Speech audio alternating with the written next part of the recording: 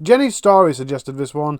It's a 50 Shades of Grey defence case. The victim is a millionaire heiress from North Yorkshire, England. But the case actually takes place in Switzerland. Before we go overseas, let me just say, I'm Harley. This is all I'm saying is, here we tell stories. More often than not the true crime stories, but I do try and fit in some stranger fiction when I can.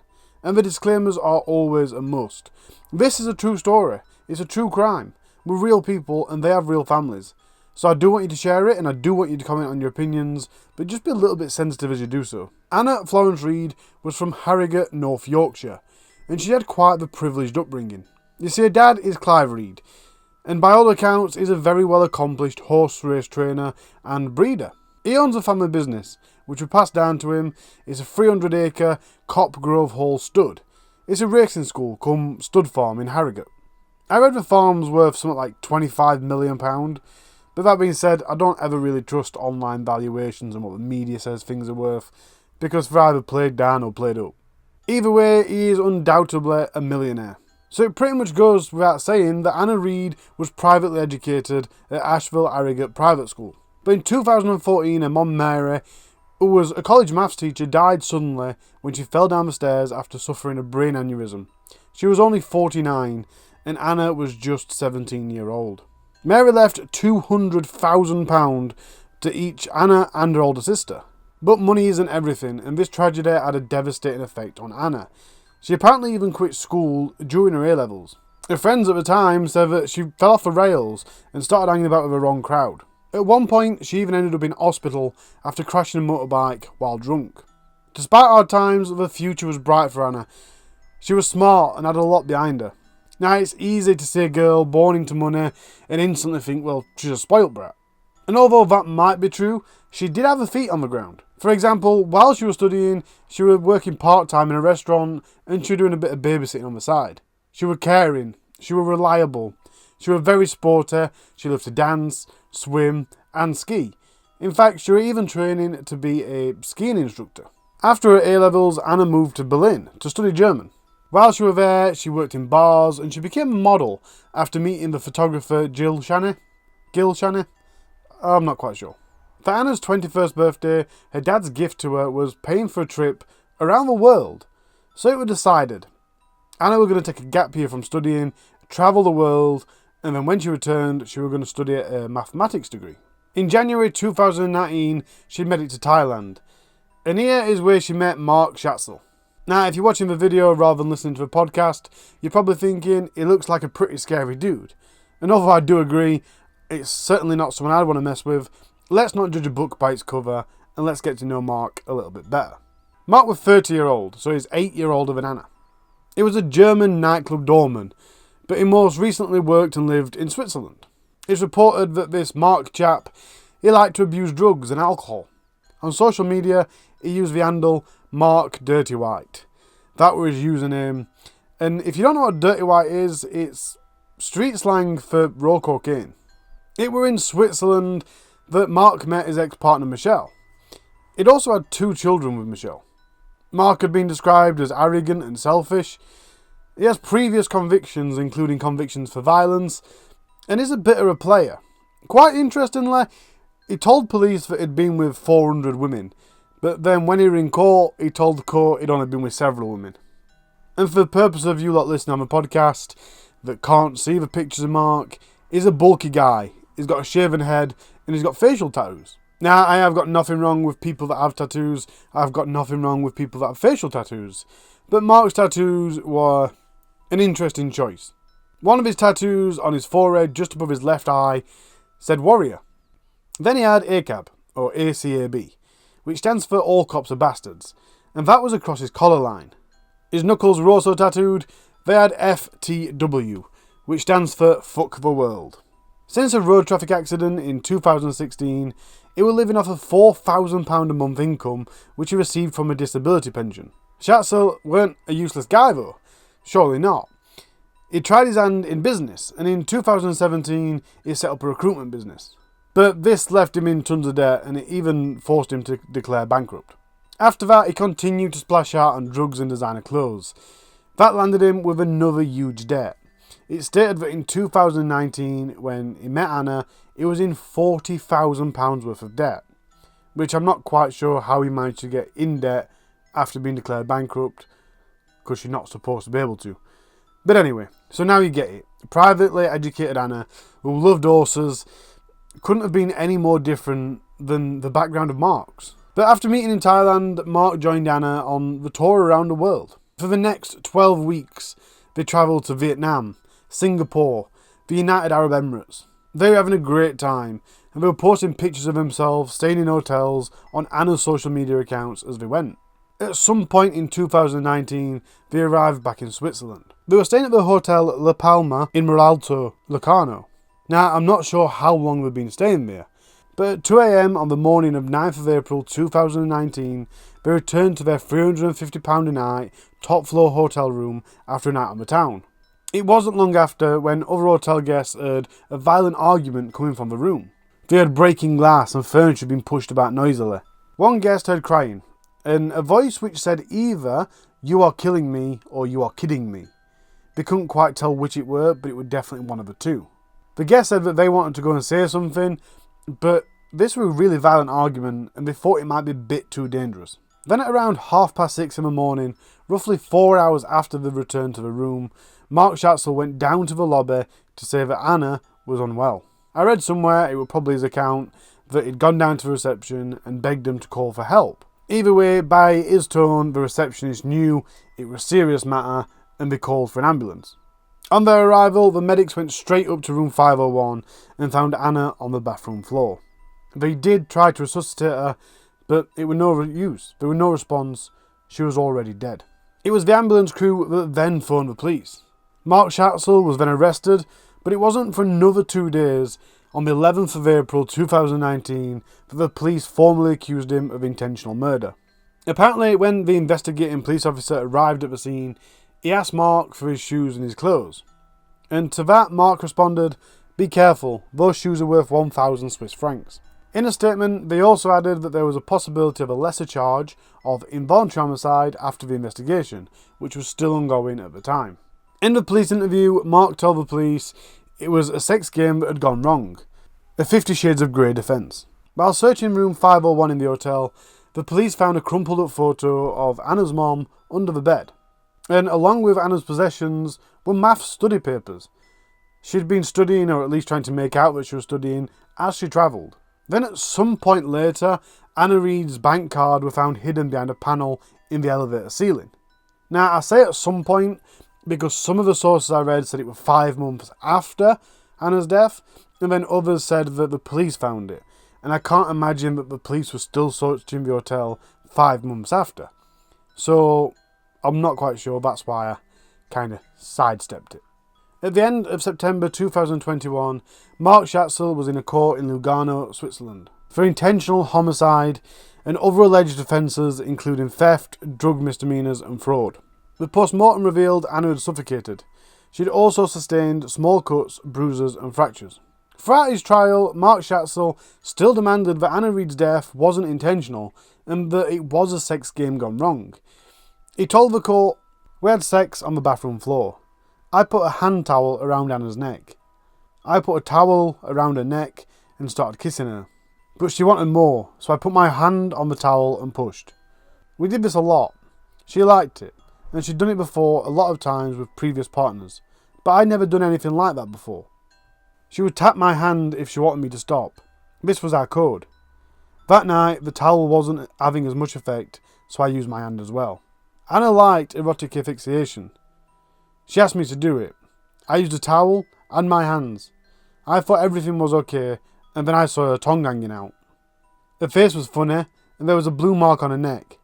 I tried to wake her up, I gave her CPR, and then I went downstairs for help. I rushed out of the room, I took the elevator to the reception because I needed help. When I had taken the towel away, I noticed a small red streak on her throat." Now you might notice that they were individual statements, it weren't one whole speech, that's why it repeats a little bit. A judge pointed out medical records highlighted Anna would have shown signs of suffering and distress while she was being suffocated. To this, Marc Schatzle said he had noted nothing, apart from a puddle of urine. The judge denied his response by saying it's impossible that nothing was noticed. The victim gives off signals of suffering, according to medical reports. And again, Marc replied, "The only thing I saw was that she'd urinated, and that's when I stopped." He described Anna as extrovert and fun-loving. He went on to say she liked sex clubs, such as a Kit Kat in Berlin, and drinking. She was British. Now that is a bit of a sticking point because quite a lot of Anna's friends came forward as witnesses, and they also talked about Anna and sex clubs. The general theme to these was that Anna was fun-loving, sociable, and liked dancing, but also regularly visited sex clubs. Her former boyfriend, Willie Arnold, said, "Anna was a very happy and charming girl. She was wealthy but wasn't arrogant with her money. We would go to sex parties, but there was nothing ever extreme or violent. To be fair, she went to the clubs and parties more for the dancing, as she loved dancing." One of Anna's friends told the court that Anna was dominant when it came to sex, and she would have never let herself be strangled or choked to the point of losing her senses. It was brought up in court that just days before Anna's death, she'd been informed that she'd received £30,000 from a relative. Meanwhile, Schatzle's bank had blocked his credit card, and he had the equivalent of just £163 in his pocket. Oh, and that reminds me, the hiding of the bank card in the elevator was used as evidence in court. The prosecution claimed that he would plan to come back later and get the card, then he could use it to pay for the hotel and get back to wherever we were going. But he claimed that it was a joke. He'd done it to have a laugh, wind Anna up, but it slipped behind the panel and he couldn't get it back. And let's face it, when a millionaire dies, the motive is always going to be financial. At least that's the way the police are going to look at it. Especially in this case. You see, during their travels, Anna was spending about £3,000 a month. But the 3 months that she was with Marc, her spending went through the roof. So it went from £3,000 on average to in February being £9,500. And then in March it went up to £29,000. And then in April, well, the first 8 days of April, because she died on the 9th, she'd already spent £10,200. In those 12 weeks, Anna had spent £50,000. Meanwhile, Marc's bank account only showed spending of £35. And like I said, he only had £163 to his name, and that's not to mention the £40,000 worth of debt he were in. However, it were also claimed in court that Marc Schatzle had been spending some proceeds that he'd got from an insurance scam. Now, of course, most of the finances I've just mentioned were actually in Swiss francs and not in British pounds, but I just figured it'd be much easier to just say it in pounds rather than give him the conversions. Now, we can't talk about a player without bringing in the ex-girlfriends. And we've got 2 in this story, and both have completely opposing views of Marc.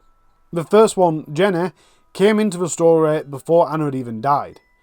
You see, she'd been on Facebook and she came across Willie, which is Anna's ex-boyfriend. So she messaged Willie and said, "Look, I know Anna's going out with Marc and she really needs to watch himself." She basically said he's a violent liar. So Willie kind of goes to Anna and he says, "Look, I've just been speaking to Marc's ex," and she says this, "You really need to be careful." But Anna says, "Look, I'm having a great time with him, everything's fine, don't worry about it, it's cool." The direct quote from Willie is, "She told me that he was a liar, and that he was always borrowing money from her and her sisters and would never pay it back. I heard he even had an affair with an ex-girlfriend's sister when he was with Anna, and after they'd got back from travelling, just before she died in Switzerland. I sent messages to Anna telling her about him, but she said she was happy and things were okay. I took her word for it. She sounded happy, but ended up with her dying." In court, the prosecution were basically saying that by the time they'd got to Switzerland, Anna were fed up of funding Marc's lifestyle of drink, drugs, designer clothes and high living. She wanted out, she wanted rid of him.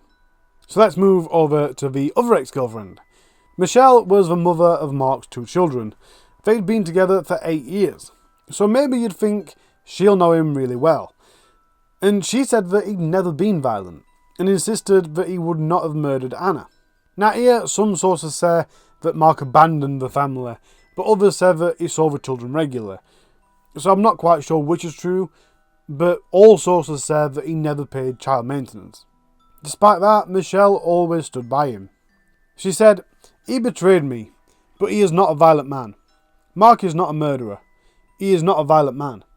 I'm shocked by what I've read about Marc. Yes, Marc has problems with drink, but he is not a violent man." I am 1000% sure he did not mean to kill this young woman. He never has been violent. Never, ever. It's just not possible. I am sure that he is innocent. It was an accident, it must have been. In German, we have an expression. I would put my hand in the fire for that. I use this expression because I am so sure that he is innocent. Now, I'm not quite sure if Michelle is naive or whether she's intentionally lying to protect her children's father. But it's definitely one of the two, because even when Marc first met Anna, he was already serving an 8-month suspended sentence for assault in his own town in southwest Germany. He was on his way home with 2 friends in October 2018 when a 17-year-old boy accidentally bumped into him. Despite the teenage boy apologising, Marc got aggressive and his friends had to hold him back. Eventually he chased the teenager, and when he caught up with him, he spat in the boy's face and attacked him. The 17-year-old boy then realised that he was bleeding, so he went off to the doctors or the hospital or whatever.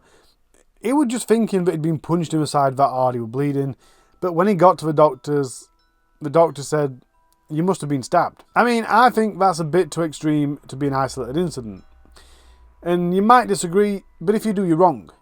Because 3 years earlier, Marc had knocked out a man's tooth, and for that he served 6 months in jail. He was also ordered to attend rehabilitation for alcohol and drug abuse. And at around the same time, he was allegedly involved in a road rage incident. This incident happened because he was parked across several car parking spaces, and another driver made a comment about this and complained at him, so Marc apparently smashed up this guy's car. He's also got a conviction for burglary. But my entire point is Michelle's saying that he's not a violent man, he's never been in trouble for violence, when he's clearly served time for violence. Another thing investigators found while they were searching the hotel room 501 was that the telephone cable had been ripped from the wall. Marc instantly said, "No, it must have already been like that, that's not our fault."